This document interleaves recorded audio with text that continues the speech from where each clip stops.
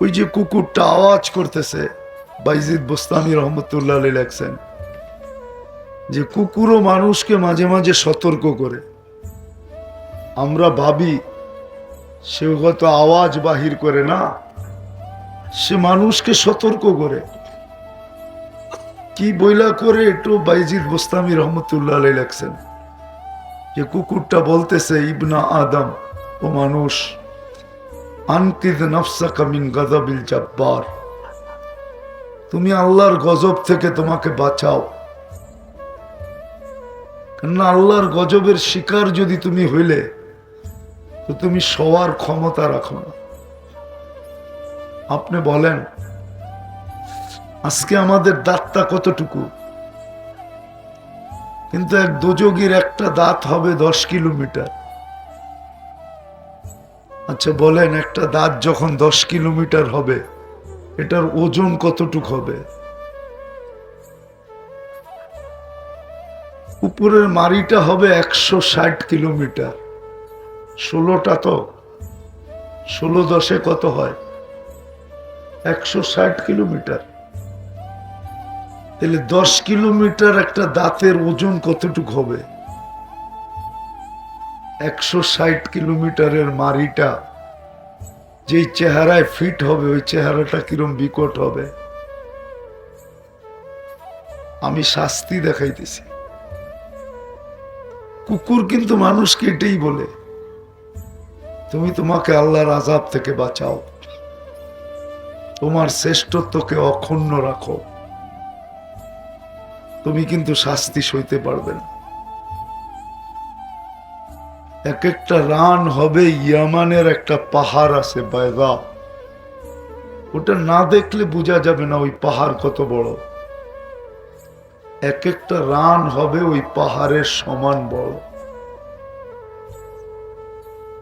এ তো দুটা দেখাইলাম।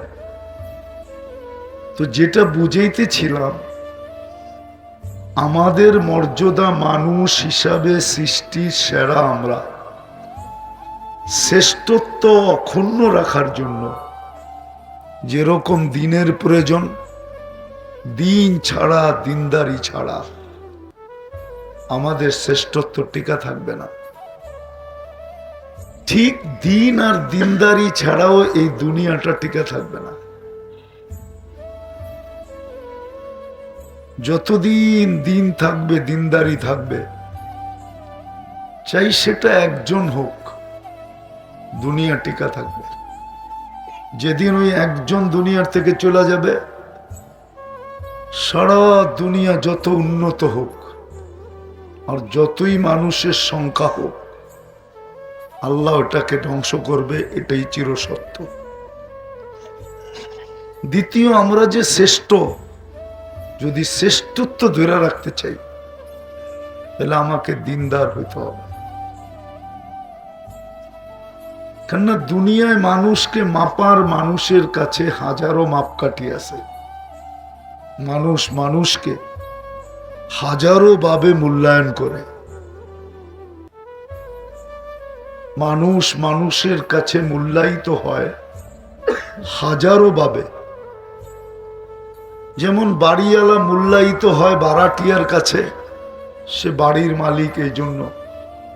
আমার কথা বোঝেন তো? বাড়িওয়ালা ভাড়াটিয়ার কাছে মূল্যায়িত কেন? সে বাড়ির মালিক। শ্রমিকের কাছে মালিকের মূল্য কেন? সে ফ্যাক্টরির মালিক। ঠিক না? সত্য তো?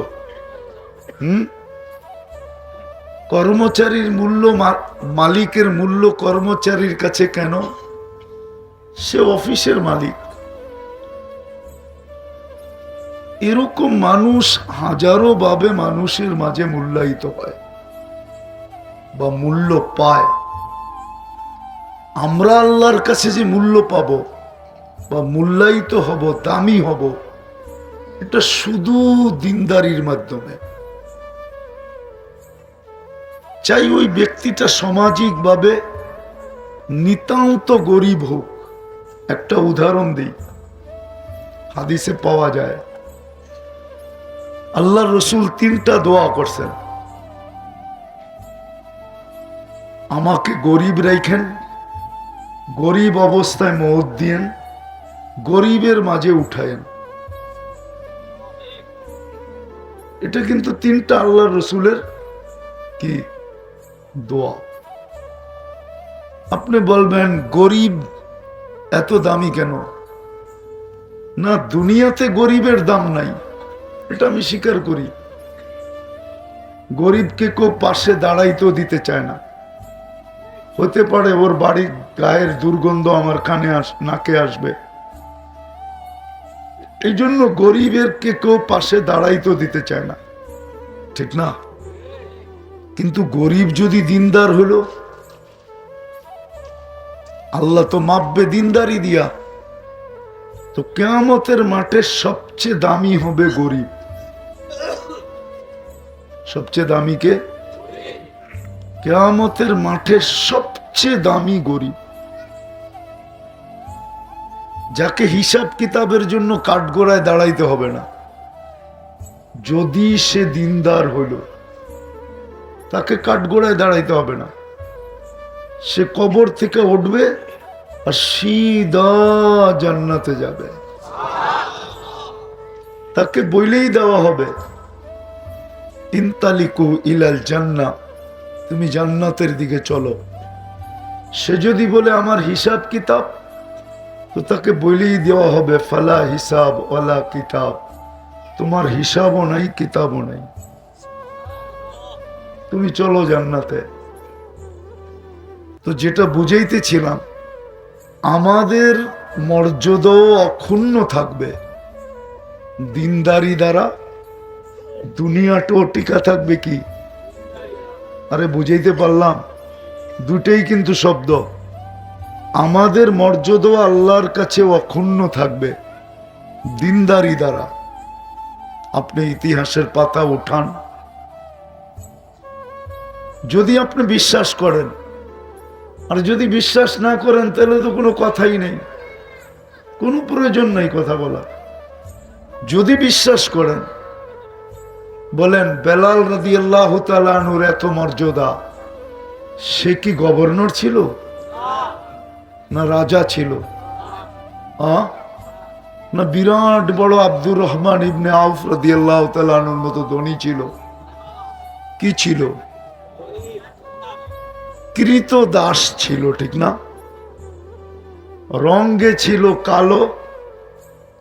এখনো ওই দেশের মানুষগুলাকে দেখলে কিছুটা ধারণা হয় যে দেশের মানুষগুলার যখন এখনো ঢং নাই। ঢং বোঝেন তো? কি চেহারার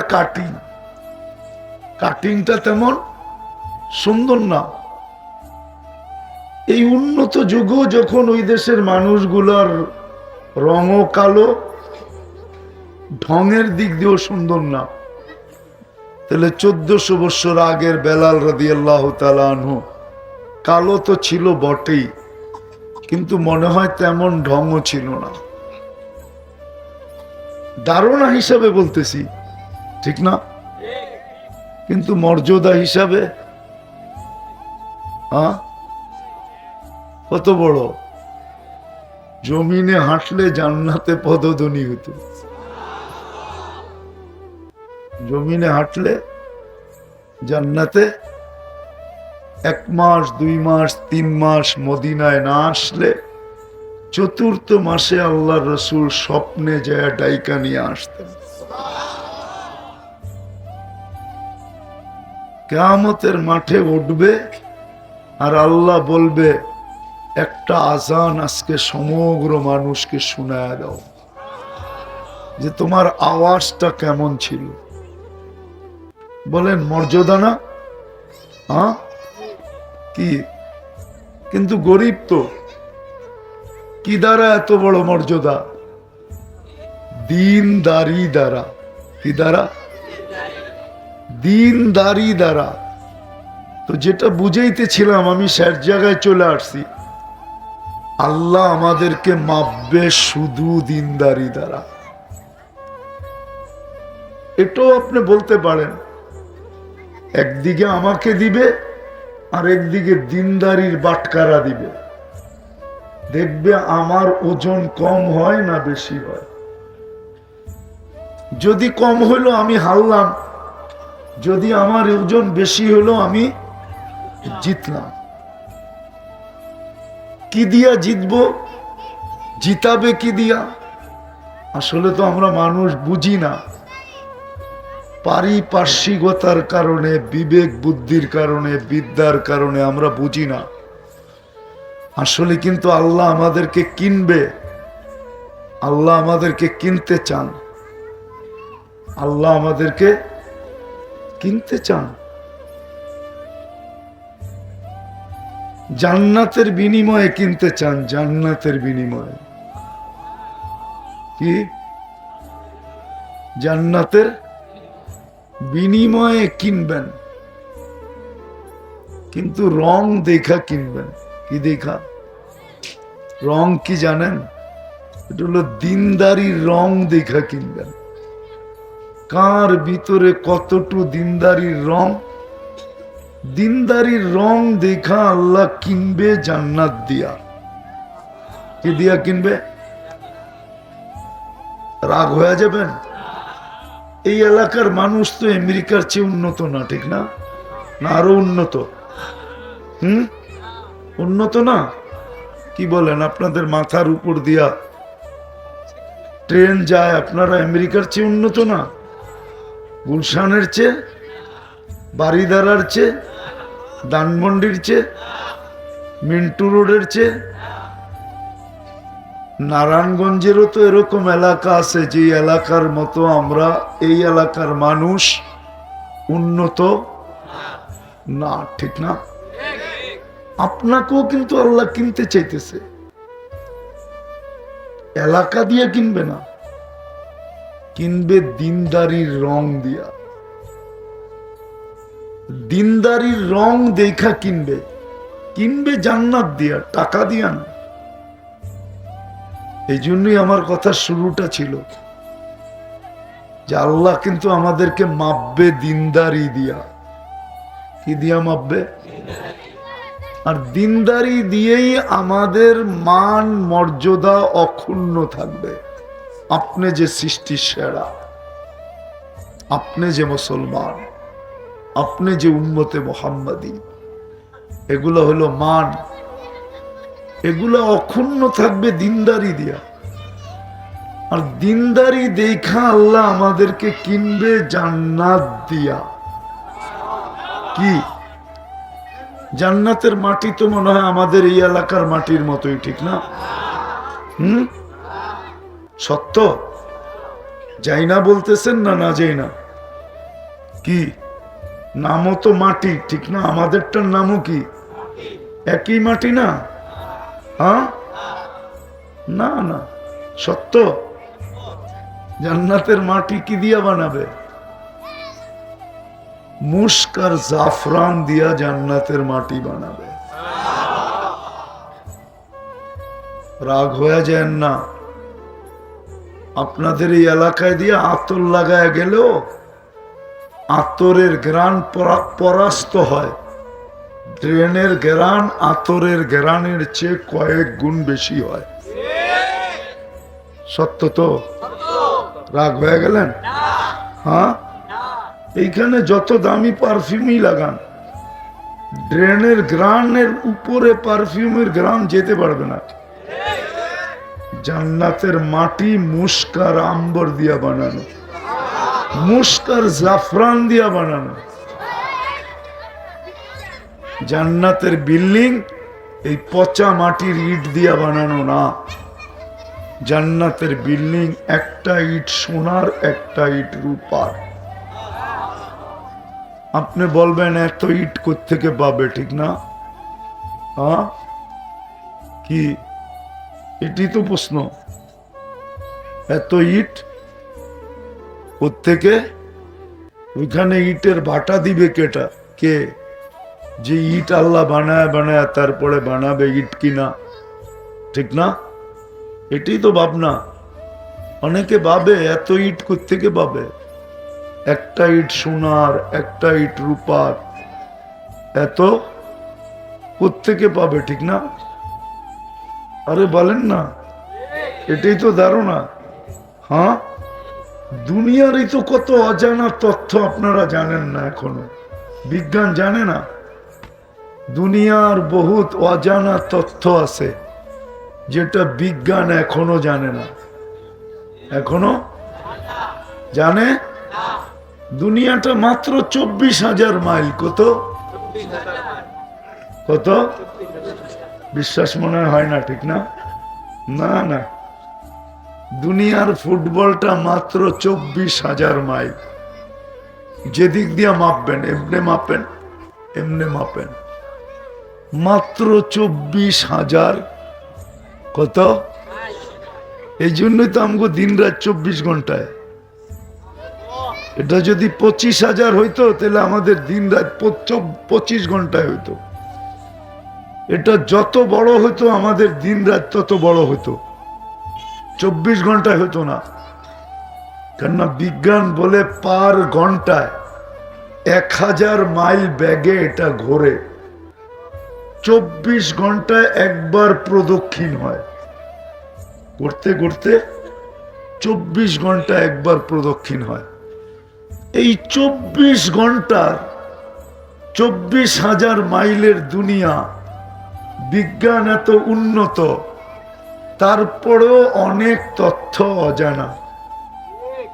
বিশ্বাস হয় না? আপনি শিক্ষিত লোকগুলাকে জিজ্ঞেস করেন। এত দূরে যেতে হবে না, এত দূরে। আমরা ছোটবেলা শুনতাম লালবাগ কিলা আছে না, লালবাগ কিলা, গেছেন কখনো? ওইখানে দেখবেন একটা গেট দিয়া দেওয়াল বন্ধ করা আছে। আমাদের ছোটবেলা ওটা খোলা ছিল। জানি না সত্য ছিল কি মিথ্যা ছিল। ওইটার ভিতরে কেউ চলে গেলে আর ফিরে আসতো না। কুকুর নাকি চেন দিয়া ছেড়া দিছে, চেন চলে আসছে, কুকুর আসে না। এটার ভিতরে কি তথ্য আছে এটা বাংলাদেশের কোনো বিজ্ঞানী এখনো জানে না। বেশি দূরে না, লালবাগ কিলার ভিতরে বলতেছি। এরকম দুনিয়ার অনেক অজানা তথ্য এখনো বিজ্ঞানের কাছে নাই, অজানা রয়ে গেছে। এই সৌরজগৎটার ভিতরে সব কি জানা হয়ে গেছে?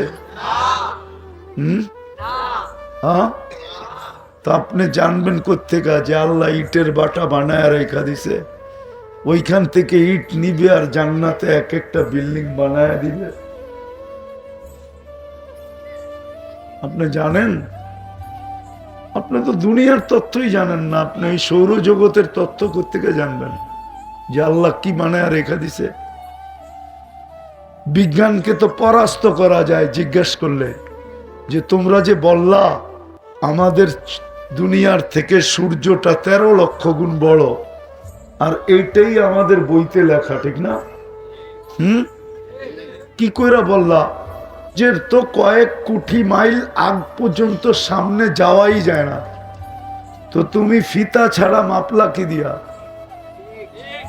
আমাকে বুঝান না, মনে হয় বুঝাইতে পারি না। হ্যাঁ, 9 কোটি 13 লক্ষ মাইল দূরে আমাদের দুনিয়ার থেকে সূর্য, ঠিক না? হ্যাঁ, আচ্ছা 9 কোটি মাইল দূরে যাওয়া যায়, 13 লক্ষ তো যাওয়া যাবে না, কেননা এটার তাপ এত যে যেটা যাবে ওইটাই গলা যাবে, ঠিক না? তো তোমরা যে মাপলা, আমাদের গ্রাম দেশের বাসায় আছে না আমিন নিয়ে যায়, আমিন জমিন মাপে, তো তোমরা কাকে নিয়ে যায় মাপলা বলো? আমি তর্ক বিতর্কে যেতে চাই না, তো যেটা বুঝাইতে চাইতেছিলাম, আল্লাহ আমাদেরকে কিনতে চাইতেছেন। কিনবেন জান্নাতের বিনিময়ে, কিন্তু কখন কিনবেন?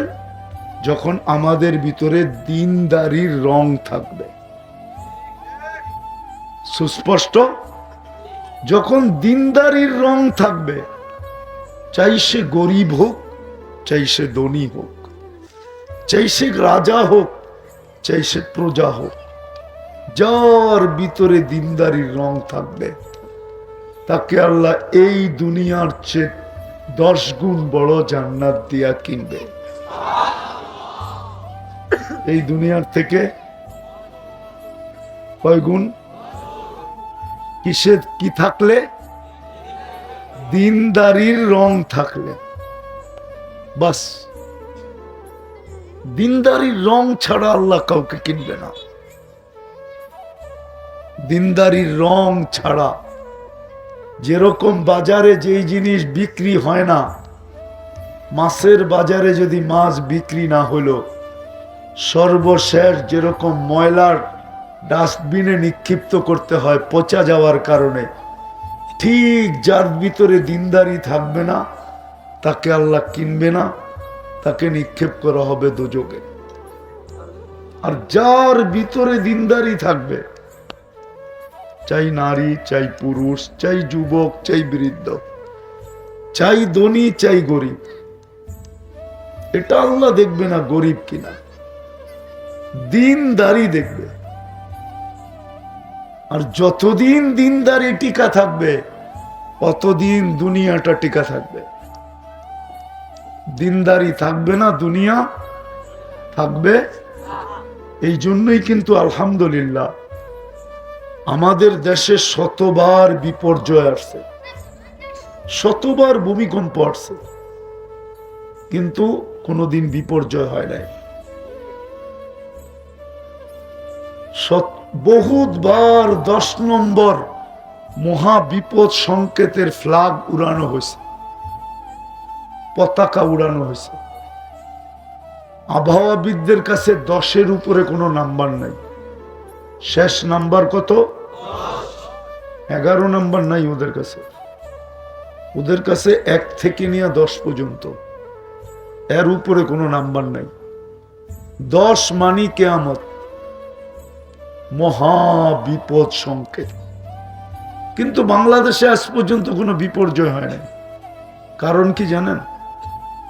আলহামদুলিল্লাহ সারা দুনিয়ার তুলনায় বাংলাদেশের ভিতরে কিছু জিনিসের ছাপ সারা দুনিয়ার তুলনায় বেশি আছে। 3 জায়গা ছাড়া, মক্কা, মদিনা, বাইতুল মুকাদ্দাস, এই 3 জায়গা ছাড়া সব জায়গার তুলনায় বাংলাদেশে বেশি আছে। সেটা হলো, প্রথম দেখাইতেছি মসজিদ। দুনিয়ায় আরো দেশে মসজিদ আছে, আরো দেশে মসজিদ আছে, আমাদের দেশও আছে, কিন্তু ছোট একটা জায়গার ভিতরে এত মসজিদ দুনিয়ার কোনো দেশে নাই। যেমন আমাদের দেশ থেকে 1.5 লক্ষ মসজিদ বেশি ইন্দোনেশিয়া। কত? 1.5 থেকে 2.25 লক্ষ। কিন্তু হইলে কি হবে? ওই দেশটা হলো 17,800 দ্বীপের দেশ।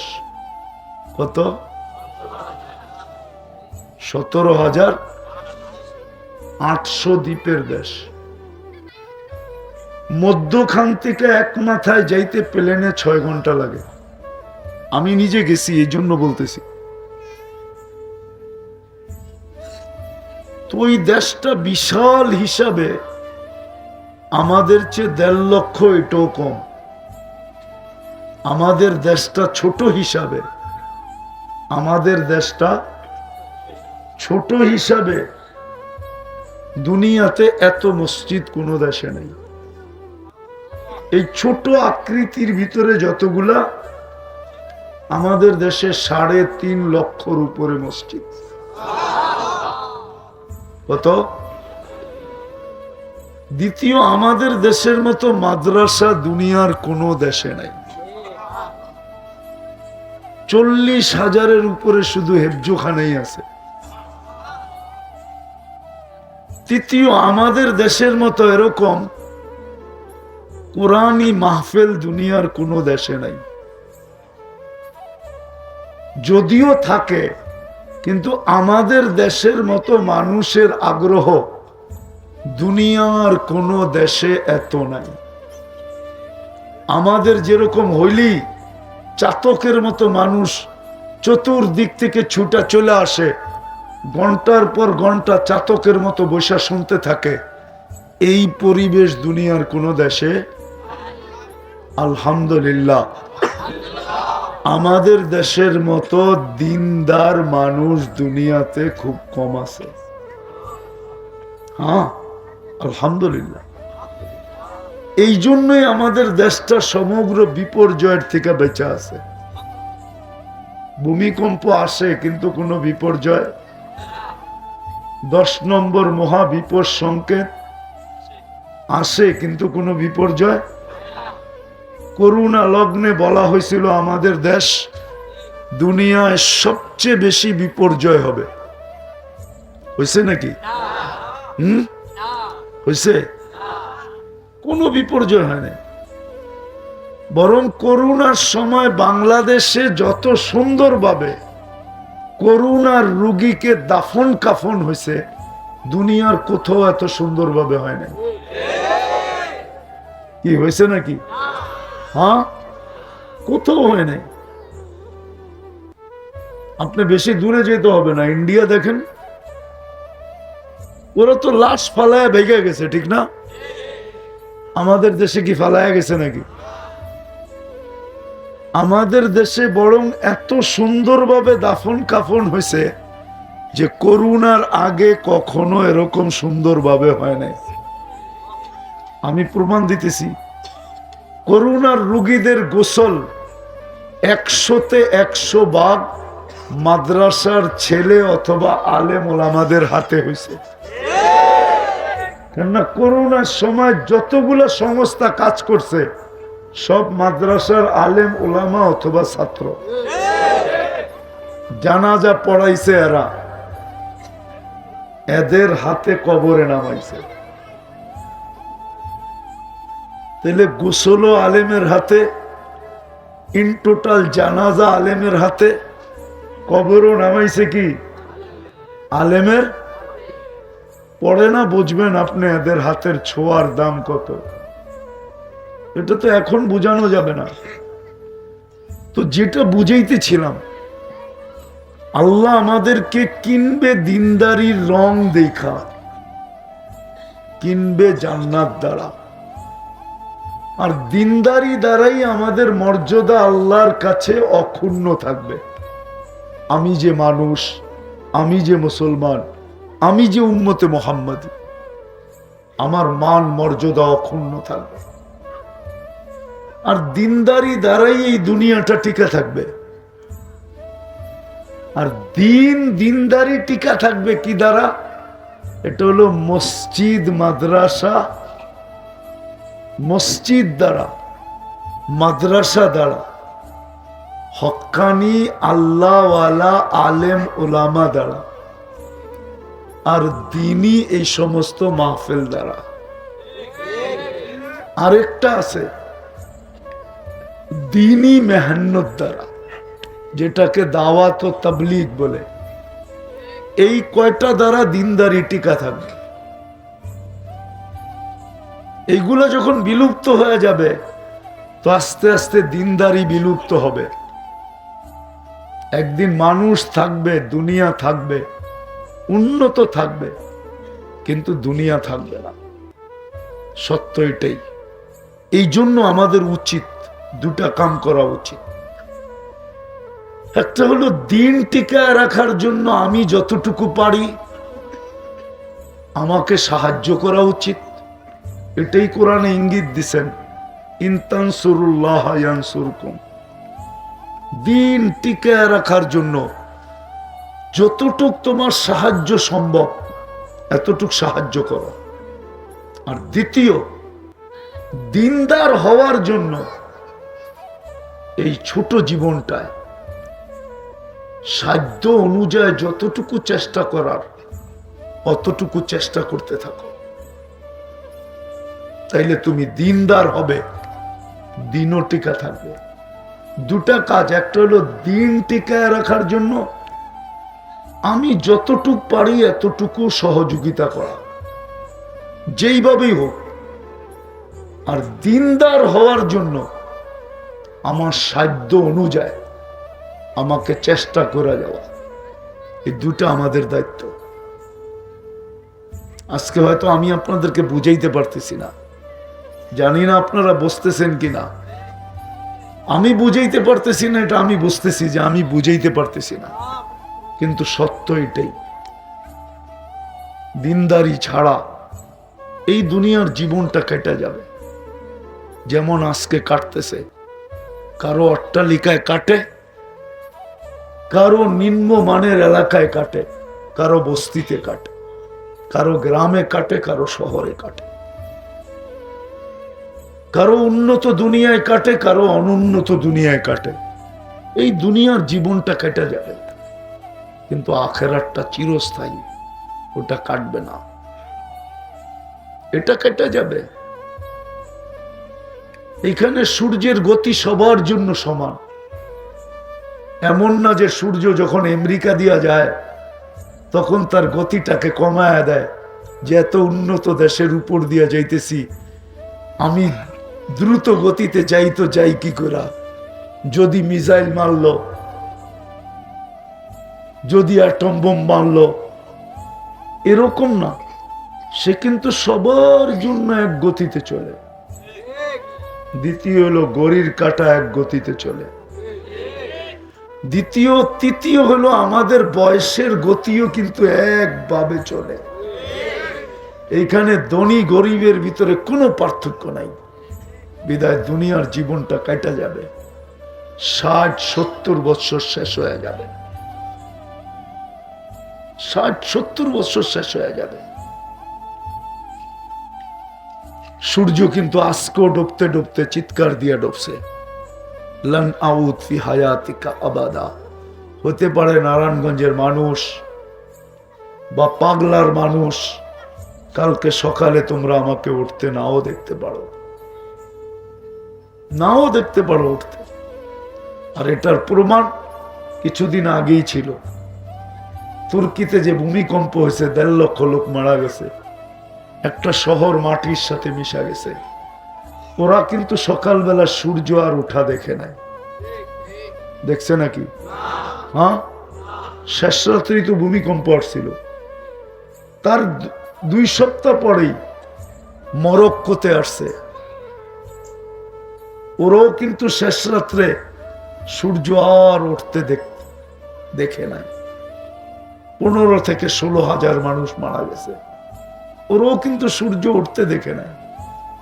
আজকে সূর্য কিন্তু আমাদেরকে বলতে বলতে ডুবছে, লান আউদ ফি হায়াতিকা আবাদা। হতে পারে কালকে সকালে তুমি আমাকে উঠতে নাও দেখতে পারো। নিচের মাটিটা কিন্তু এখনো চিৎকার দিতেছে। যদিও এরকম মেশিন আমাদের কাছে নাই যে আমরা লাগায় এয়ারফোনের মতো কানে দিলে চিৎকারটা শুনবো, এরকম সিস্টেম নাই, কিন্তু চিৎকার দিতেছে সত্য। মাসিরুকা আলা যাহরি তামশি আলা যাহরি মাসিরুকা ফি বাতনি। তুমি আমার পেটে চলমান, অতি সত্বর তুমি আমার পেটে আসবে। আপনি বলবেন দিনদারির দাবি আল্লাহ আমাদের কাছে কেন রাখে? আর কারো কাছে তো রাখে না, কারণ আর কাউকে তো আল্লাহ কিনতেও চান না।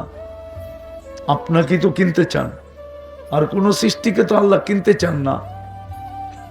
দ্বিতীয় কারণ হলো আল্লাহটা মানবেন না কেন? বলেন ব্যক্তিত্ব আগে না অস্তিত্ব আগে? কোনটা আগে? হ্যাঁ, যুবকের জওয়ানি আগে না অস্তিত্ব আগে?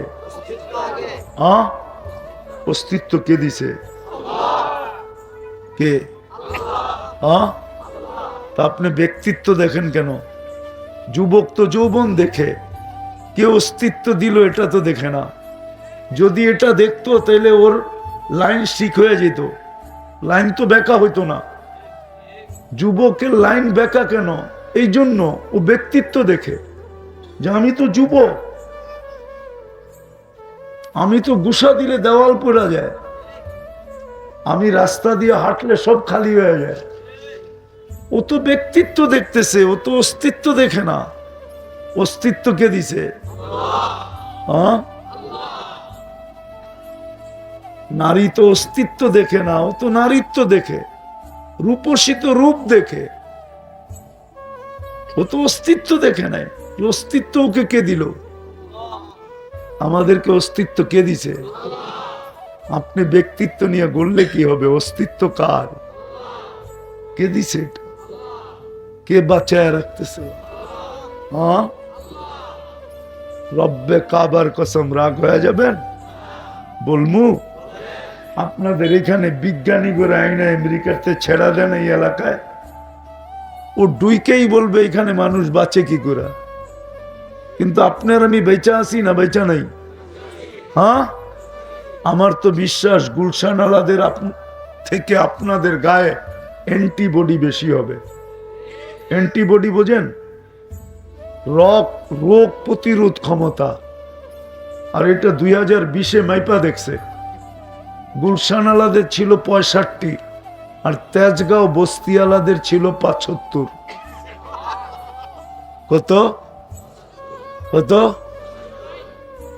10 বেশি ছিল।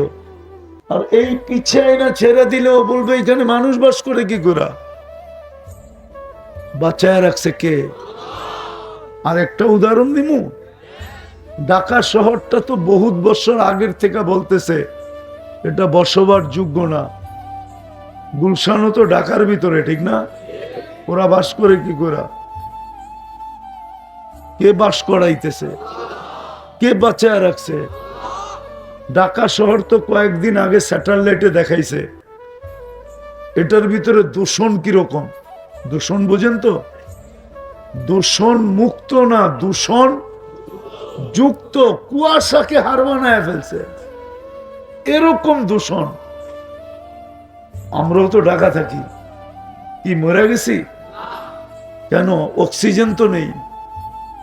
দূষিত অক্সিজেন নিলে মানুষ বাঁচে নাকি? বেঁচে আছে কি করে? হ্যাঁ, আল্লাহ পরিবেশকে দূষণ বানাইছেন বটে, কিন্তু অক্সিজেনে দূষণ যুক্ত হতে দেন নাই নাই নাই নাই। এই জন্য বেঁচে আছি। তাইলে আপনি দিনদার হবেন না কেন? কার ব্যক্তিত্ব দিয়া বাপ দেখান? কার ব্যক্তিত্ব, কার অস্তিত্ব দিয়া বাপ দেখান? অস্তিত্ব কার? কে দিছে অস্তিত্ব? এই জন্য আল্লাহর দাবি হলো তোমাকে কিনবো, কিন্তু যদি দিনদারির রং থাকে বিনিময় দিব জান্নাত। তোমাকে অক্ষুণ্ণ থাকবে তোমার মর্যাদা যদি তুমি ফিরা আসো আমাদের কাছে দিনদারি নিয়া। এই জন্য দিনদারি শিখেন। দুনিয়া 60-70 বছর চলে যাব। ও মেরে দোস্ত, আপনা ঘরে কি জিজ্ঞাসা করব? বড় লোকদেরও কত জিজ্ঞাসা করে দেখছি, বাপের জন্য তো কেউ ডেলি হাত তোলে না। গরিবের জন্য কে হাত তুলবে? ধনীর জন্যই তো ডেলি কেউ হাত তোলে না, ঠিক না? কি কি বলেন? সত্য তো? যেই বাবা বাড়ি দিয়া গেল ওই বাড়িওয়ালাই তো বাবার জন্য ডেলি হাত তোলে না। আপনি তো বাড়াটি, আপনি মরলে আপনার জন্য কে হাত তুলবে? আপনার আমার জন্য তো এটাই সত্য হবে যে গরিব গড়ে দ্বীপ জেলো না, ফুল দিও না কেউ ভুলে। গরিবের কবরে কোনোদিন বাতি জ্বালায়ও না, আর দেখো ভুলে যেন তোমার হাতের কোনো ফুল এর কবরের উপরও না পড়ে। সত্য তো এটাই। কে স্মরণ রাখবে মরার পরে? এই জন্য আসেন, দুটা কাজ আমাদের করণীয়। একটা হলো দিন টিকায় রাখার জন্য যতটুকু সাধ্য নিজের থেকে সহযোগিতা করা। আর দিন টিকা থাকবে আমি দেখাইলাম মসজিদ দ্বারা, মাদ্রাসা দ্বারা, আলেম ওলামা দ্বারা, আল্লাহ ওয়ালা দ্বারা, দিনের মেহনত দ্বারা দিন টিকা থাকবে। আর দিনদারির জন্য আমাকে সাধ্য অনুযায়ী যতটুক পারি চেষ্টা করা। সাধ্যের বাহিরে আল্লাহ হুকুম করেন না। কথা কি বুঝাইতে পারলাম? তাইলে আমার মান ইজ্জত অক্ষুণ্ণ, সম্মান অক্ষুণ্ণ থাকবে। আল্লাহ আমাকে জান্নাত দিবে। ও মেরে দোস্ত, দুনিয়াও পাইলাম না, জান্নাতও পাইলাম না, তাহলে তো আমাদের মতো হতভাগা কেউ হবে না। এইখানে যারাই বসে আছে বেশিরভাগই হবে শ্রমিক পেশার মানুষ, ঠিক না? ঠিক না? বাড়িওয়ালা দুই একজন হইলে হইতে পারে, ঠিক না? দুনিয়াটাও পাইলাম না, আখেরাতটাও পাইলাম না, অথচ গরিবের জন্য তো জান্নাত একবারে হাতের মুঠায়। হাতের, বিশ্বাস হয় না? আমি দিতেছি প্রমাণ। আল্লাহ তো গরিবের জন্য বেশি বলে নাই, এতটুকু বলছে যে যেই ঈমান তোমাকে মাতৃকোলে দিলাম মৃত্যু পর্যন্ত এটাকে ধরে রাখো। কি ঈমান যে তোমাকে মাতৃকোলে দিলাম এটাকে মৃত্যু পর্যন্ত কি করো? এটাকে মৃত্যু পর্যন্ত ধরে রাখো। প্রথম দাবি এটা। আর আমাদের সবাইকে কিন্তু আল্লাহ ঈমান মাতৃকোলে দিছেন, মুসলমানের ঘরে অস্তিত্ব দিছেন। দ্বিতীয় আল্লাহর দাবি হলো 5 ওয়াক্ত নামাজ পড়ো। কি কঠিন? হ্যাঁ। আর তৃতীয় আল্লাহর হুকুম হলো রমজান আসলে রোজা রাখো, জান্নাত কমপ্লিট। হ্যাঁ। তারপরের হাদিস হলো মুতু আদখুলু জান্নাতা রাব্বিকুম, মরো আর সিধা জান্নাতে ঢুকো। কঠিন না সহজ? তারপরও যদি হারায় ফেললাম কি? আল্লাহর রসুলও এটাই বলছেন যে আমার উম্মতের সবচেয়ে বড় হতভাগা ওরা, আল্লাহ যাদের জান্নাত যাদের হাতের মুঠায় নাগালে দিয়া দিছিলেন, কিন্তু যে জান্নাতকে নিতে পারলো না, ওর চেয়ে বড় হতভাগা আমার উম্মতের ভিতরে কেউ নাই। মিসকিনুন ফাখুর। বিদায় আসেন, অতীত যা চলে গেছে চলে গেছে। শাবানের মাস চলতেছে এখন, 2 দিন পরেই রমজান আসবে। অতীত যা চলে গেছে চলে গেছে, চলেন এটার জন্য তওবা করি। করবেন? হ্যাঁ, কে কে করবেন দেখি? পাক্কা? আল্লাহ কিন্তু আমাদের মাথার উপরে এখন প্রথম আকাশে চলে আসছেন, আমাদের দুনিয়ার ছাদে। তাহলে আল্লাহকে বইলা দেন মনের থেকে যে আল্লাহ অতীত থেকে তওবা করলাম, আপনি আমাদের তওবা কবুল করেন, আমাদের গুনাহ মাফ করেন। নামান। দ্বিতীয়, আজকের থেকে 3টা কাজ করণীয়। বললাম না যে দিনকে টিকায় রাখার জন্য যতটুক পারি সহযোগিতা করা, যতটুক পারি কি করা? সহযোগিতা করা, যতটুক পারেন। আমি এখন আপনাদের কাছে চাবো না কিছু, কিন্তু আমি বইলা দিতেছি যতটুক পারেন সহযোগিতা করেন। দ্বিতীয়, নিজে দিনদার হওয়ার জন্য যতটুক সাধ্য চেষ্টা করেন যে আমি দিনদার হতে চাই। আর বাংলাদেশে হওয়াটা সহজ, আলহামদুলিল্লাহ। উলামায়ে কেরাম কদমে কদমে আছে, কদমে কদমে পাওয়া যায়। কিন্তু অনেকের ভিতরে আবার একটা প্রশ্ন আছে, মাদ্রাসা দেখা বলতেছি, মাদ্রাসার অনুষ্ঠান দেখা বলতেছি। আমাদের ভিতরে অনেকের প্রশ্ন আছে যে হুজুররা তো এগুলা খুইলা দান্দা করে। এই একটা প্রশ্ন আমাদের অনেকের অনেকের অনেকের আছে। দেখবেন অনেকেই বলে ফেলে, আরে হুজুররা দান্দা করে কি? আচ্ছা বলেন, আপনাদের এই পাগলায় যারা অটো চালায় কয় টাকা পায় ডেলি?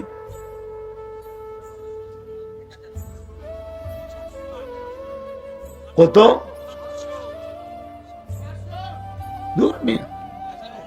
500 তো গ্রাম দেশও পায় না।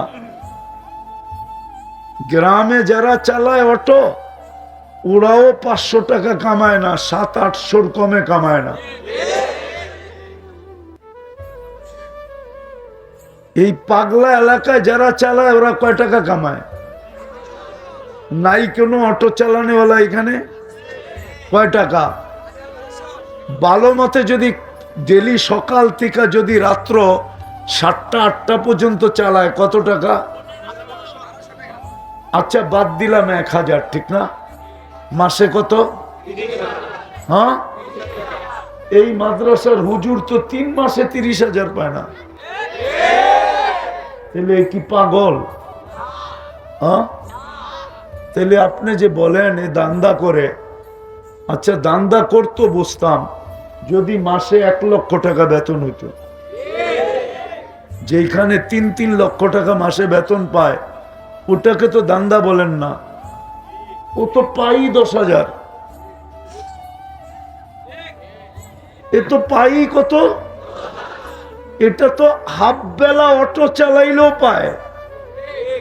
যদি ফুল বেলা চালায় 1000 টাকা পায়, তাইলে হাফ বেলা চালাইলে 500 পাবে, ঠিক না?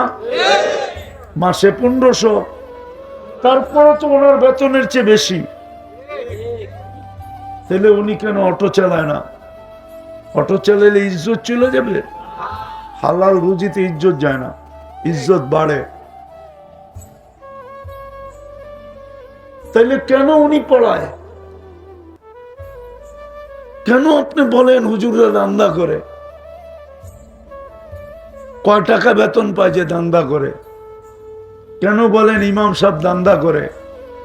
কয় টাকা বেতন দেন ইমাম সাহেবকে যে বলেন দান্দা করে? দান্দা তো করতো যদি অটো চালাইতো মাসের শেষে 30,000, তাইলে মানতাম দান্দা করে। ও তো পাই 10,000 12,000, ও কি দান্দা করবে? ও পড়ে আছে কেন জানেন? ওই যে বললাম না, দিন যদি টিকা না থাকলো তাইলে দুনিয়া থাকবে না। এ ভাবতেছে দিন না থাকলে আমিও থাকবো না, দিন টিকানো আমার দায়িত্ব। এই জন্য মাদ্রাসায় পড়া আছে, নাইলে পড়া থাকতো না। শরীরটা কি আপনাদের থেকে খারাপ? অটো চালাইতে কি আমেরিকা থেকে ডিগ্রি আনতে হয়, না ঢাকা ইউনিভার্সিটি থেকে মাস্টার্স করতে হয়? ওই যে অটো চালায় জিজ্ঞাসা করেন তো কোন ইউনিভার্সিটিতে পড়ে আসছে? হ্যাঁ, ওটা নিয়ে তো নামলেই হয়, 2-3 দিন ধাক্কা দুক্কা খাবে, তারপরে হাত ঠিক হয়ে যাবে। সত্য তো? তাহলে কি করে বলেন যে হুজুররা দান্দা করে মাদ্রাসা খুলা? সমাজের বহুত লোক আছে, ওনাদের পায়ে হাত রেখা বলি আপনার ভিতরে যে ক্যান্সার আছে এটা দুনিয়াতে কোনো টেস্টে বাহিরও হবে না, আর এটার চিকিৎসাও হবে না। যদি এই রোগ নিয়ে আপনি মারা গেলেন তাহলে আপনার চিকিৎসা কিন্তু জাহান্নামে হবে, এতে কোনো সন্দেহ নেই। বিদায় আপনার ভিতরে থাকলে তওবা করা উচিত। এরা আমাদের হিতাকাঙ্ক্ষী, নাইলে এরাও বলতে পারে মাদ্রাসা বন্ধ করো, ছেলে পেলে নিয়ে যাও, আমরা কালকের থেকে অটো চালাবো। এরাও বলতে পারে আমরা সবজি বেচবো, এরাও বলতে পারে আমরা মুদি দোকান চালাবো, এরাও বলবে আমরা চা বেচবো, এরাও বলতে পারে আমরা আমাদের জীবন কোনো না কোনো ভাবে চালায় নিব। তোমরা মসজিদের সেক্রেটারি, তুমি জুমা পড়ায়, তুমি সভাপতি, তুমি ঈদ পড়ায়, তুমি ক্যাশিয়ার, তুমি পাঞ্জেগানা পড়ায়, 5 ওয়াক্ত পড়ায়, আমরা সেলুট দিয়া গেলাম। একটা কাহিনী শুধু শোনায় শেষ করতেছি। 2-4-10 বছর পরে পাবেন আপনিও লেখা যেতে বাধ্য হবেন। বেশি দূরের না, আমি চিনি ওকে, মৃত্যুর সময় লেখা গেছিল। বেশি দূরের না, বেশি দূরের মানুষ না, মৃত্যুর সময় লেখা গেছে ছেলেদেরকে যে আমার চিঠিটা আমার মারা যাওয়ার পরে কোনো মুসলমানকে দিবে। কিন্তু ছেলেরাও আশ্চর্যান্বিত ছিল যে বাবা কেন মুসলমানদেরকে দিতে বলে, আমরা তো মুসলমান না। তো যখন মৃত্যুর পরে চিঠিটা খুলছে তো চিঠিটার ভিতরে লেখা ছিল আমি আজীবন মুসলমান ছিলাম, যদিও একটু উন্নত খাওয়ার জন্য, থাকার জন্য, পড়ার জন্য আমি আমার দেশ ছেড়ে এই দেশে চলে আসছিলাম। আমার ছেলে সন্তান সব ইহুদি হয়ে গেছে, কিন্তু আমি কিন্তু মনে মনে মুসলমানই ছিলাম। আমি তোমাদের কাছে অনুরোধ করে যেতেছি, আমার ছেলেরা তো আমাকে ইসলাম মতে দাফন কাফন করবে না, বিদায় মুসলমান ভাই, তোমাদেরকে আমি অনুরোধ করতেছি, তোমরা আমার শেষ কাজটা একটু ইসলাম মতে করে দিও। 2-4-10 বছর পরে আপনারও এই অবস্থা হবে, আমার সমাজেরও এই অবস্থা হবে। প্রমাণ দিব। 50 টাকার চুল এখনই যুবক 300 টাকা দিয়া কাটে, 300 টাকা দিয়া, অথচ 50 টাকায় কাটা যায়। 250 টাকা দিয়া 2 কেজি চাউল নিয়ে পুরা একদিন ছোট ফ্যামিলি চলা যায়, কিন্তু ও মা বাবার গলায় পাড়া দিয়া 300 টাকা বাহির করে শুধু নেটে দেখা চুল কাটার জন্য। 14 তারিখ আসলে ফুল কেনার জন্য মার কানের অলংকার পর্যন্ত বিক্রি করে। না শুধু ফুল দিলে তো চলবে না, নিয়ে যায় তো হোটেলে পার্টিও করতে হবে, তারপরে না লেখা পাঠাইবো I.U। ওর আগে তো আর লেখা পাঠাবে না, পাঠাবে নাকি? খালি ফুল দেখে কি প্রেমপত্র পাঠাবে? নিয়া ঘুরতে হবে, হোটেলে খাওয়াইতে হবে, পছন্দের জিনিসগুলা কিনা দিতে হবে, তারপরে দেখা যাবে বাড়িতে যাইয়া জুতা ছবি তুইলা ফেসবুকে জুতা পাঠায়া দিব, তোরে জুতা মারলাম। সবকিছু নিয়ে যাওয়ার পরেও, ঠিক না? সত্য তো? এখনই যখন চড়া শুরু হয়েছে, হুজুররা যদি দিন না সামলায়, 10 বছর পরে দেখেন আপনারা জান তো জান কই। এই জন্য পায়ে হাত দিয়া বলি, আসেন আসেন, নিজেও দিনদার হই, দিন টিকে রাখার জন্য সাধ্য অনুযায়ী সহযোগিতা করি। করব তো? আজ থেকে নামাজ আর ছাড়বো, পাক্কা ওয়াদা। আল্লাহ আমাদেরকে আমল করার তৌফিক দান করেন। ওমা আলাইনা ইল্লাল বালা। জলদি জাওয়াদুল করিম হান্নান মান্নান ফাগালুল লিমা ইউরিদ। والصلاة والسلام على حبيبنا المصطفى الذي بعثه إلى الجن والإنس وإلى الأبيض والأسود بشيرا ونذيرا داعيا إلى الله رحمة للعالمين شفيع المذنبين حريص بالمؤمنين رؤوف رحيم صلى الله عليه وعلى آله وأصحابه وأتباعه صلاة وسلاما كثيرا كثيرا أما بعد فأعوذ بالله من الشيطان الرجيم بسم الله الرحمن الرحيم ذلك اليوم الحق فمن شاء اتخذ إلى ربه مآبا إنا أنذرناكم عذابا قريبا وقال رسول الله صلى الله عليه وسلم لا تقوم الساعة حتى يقال على ظهر الأرض واحد الله الله الله।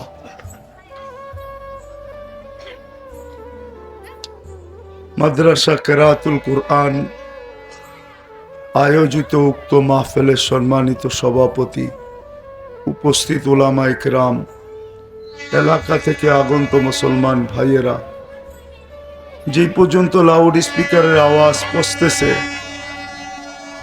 পর্দার অন্তরালে মা ও বোনেরা, কোরআন হাদিস থেকে যতটুকুই তেলাওয়াত করলাম, আশা রাখি একই সামনে রেখে অতি অল্প সময় কিছু কথা রাখব। সাথে সাথে দোয়ার দরখাস্ত, আল্লাহ আমাকে, আপনাদেরকে, সকল শ্রোতাকে এই পর্যন্ত যা শুনলাম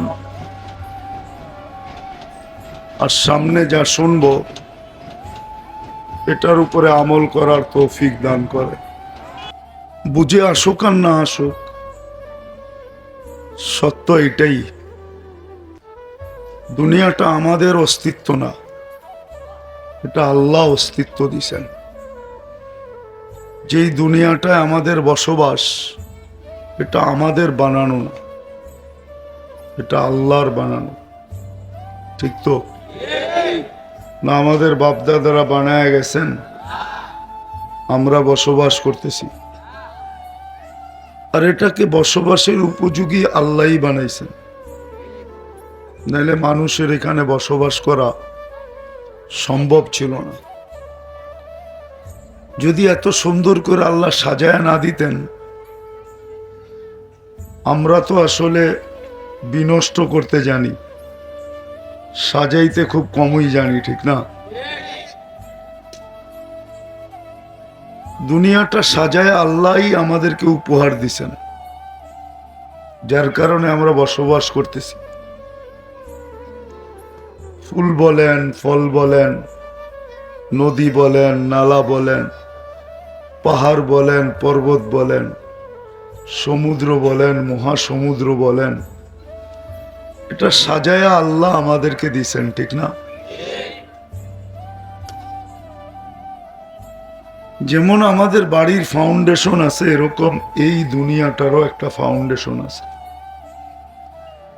যখন বাড়ির ফাউন্ডেশন বিনষ্ট হয়ে যায়, তো বাড়ির মালিকও ভাবে যেই কোনো মুহূর্তে ভেঙ্গা পড়বে, ঠিক না? ঠিক এই দুনিয়ারও একটা ফাউন্ডেশন আছে।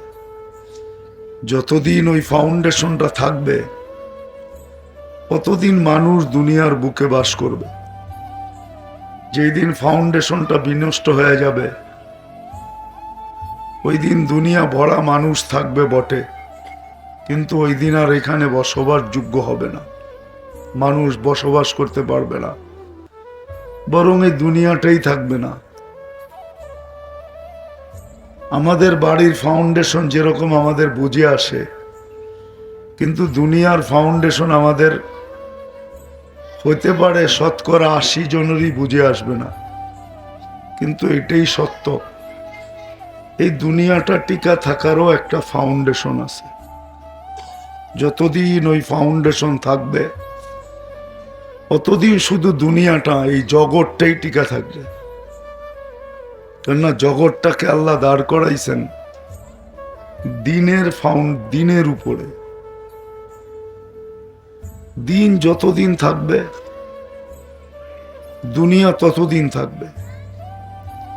দিন যেদিন শেষ হয়ে যাবে, ওই দিন কোনো জগৎটাকে আল্লাহ টিকায় রাখবে না।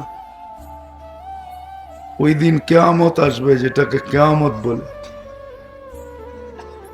তখন আর এগুলা টিকায় রাখার প্রয়োজন হবে না। ওই দিন আর এগুলাকে টিকায় রাখার কোনো প্রয়োজন হবে না। যেটা বুঝাইতেছিলাম, যতদিন দিন থাকবে, ততদিন আপনি আর আমি এই জগৎটা থাকবে। আর এটা চির সত্য। মানুষ এটাকে মানুক আর না মানুক, সত্য এটাই। যেদিন দিন শেষ হয়ে যাবে, ওদিন এই জগৎগুলা শেষ হয়ে যাবে। এটার নামই কিয়ামত। এটার নামই কিয়ামত। ওই দিন কিয়ামত হয়ে যাবে। আল্লাহ ইসরাফিলকে হুকুম দিবে, ফানফাক, ফু দাও। উনি ফু দিবে, সব তুলা হয়ে নিঃশেষ হয়ে যাবে। তো যতদিন দিন থাকবে, দিনদার থাকবে। দুটা জিনিস কিন্তু, দিন থাকবে, দিনদার থাকবে, অতদিন এই জগৎগুলা থাকবে। দিন থাকবে না, দিনদারি থাকবে না, জগৎগুলো থাকবে না। আবার এটাও সত্য, মানুষ যদিও সৃষ্টির সেরা, মানুষের শ্রেষ্ঠত্ব অক্ষুণ্ণ থাকবে কতক্ষণ পর্যন্ত? যতক্ষণ পর্যন্ত মানুষের ভিতরে দিনদারি থাকবে, ততক্ষণ পর্যন্ত শ্রেষ্ঠত্ব অক্ষুণ্ণ থাকবে। আর যেদিন দিনদারি থাকবে না, ওই দিন মানুষের শ্রেষ্ঠত্ব থাকবে না, শ্রেষ্ঠত্ব বিনষ্ট হয়ে যাবে। এই জন্যই একটা জিনিস ভাবার চিন্তার বিষয়, মানুষ সৃষ্টির সেরা হওয়া সত্ত্বেও মানুষকেই কিন্তু আল্লাহ চতুষ্পদ প্রাণী বলছেন। উলাইকা কাল আনআম বাল হুম আযাল, চতুষ্পদ প্রাণী এবং এর চেয়েও নিকৃষ্ট। আপনি বলবেন সৃষ্টির সেরা যেটা, ওটা নিকৃষ্ট হলো তো হলো কি করে? হ্যাঁ, সৃষ্টির দিক দিয়ে সৃষ্টির সেরা বটে, কিন্তু শ্রেষ্ঠত্ব অক্ষুণ্ণ রাখার জন্য আল্লাহর পক্ষ থেকে নির্ধারিত পদ্ধতি হলো যে তোমার ভিতরে যতক্ষণ দিনদারি থাকবে, দিন থাকবে, তোমার শ্রেষ্ঠত্ব অক্ষুণ্ণ থাকবে। আর যেদিন দিন থাকবে না, ওই দিন তোমার ভিতরে শ্রেষ্ঠত্ব আর টিকা থাকবে না, তুমি আর জানোয়ার সমান, বরং জানোয়ারের চেয়েও অদম। কারণ এটাই যে মানুষ ব্যতীত কোনো প্রাণী, যেমন মানুষ জান্নাতে যাবে এমন মানুষই দোজখে যাবে। ওকুদুহান নাস ওয়াল হিজারা, মানুষই দোজখে যাবে, কিন্তু কোনো প্রাণী দোজখে যাবে না, কুকুরটাও দোজখে যাবে না।